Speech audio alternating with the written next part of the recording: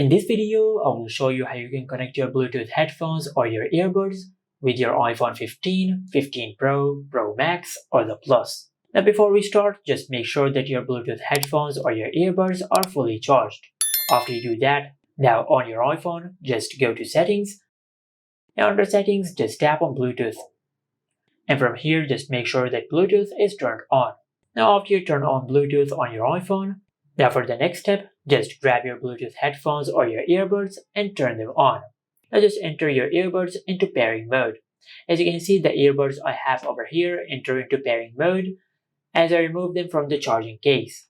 Now once your device enters into pairing mode, you will find the name of your Bluetooth headphones or your earbuds under other devices. Now just tap on the name of your earbuds. As you can see, we have successfully connected our earbuds with our iPhone.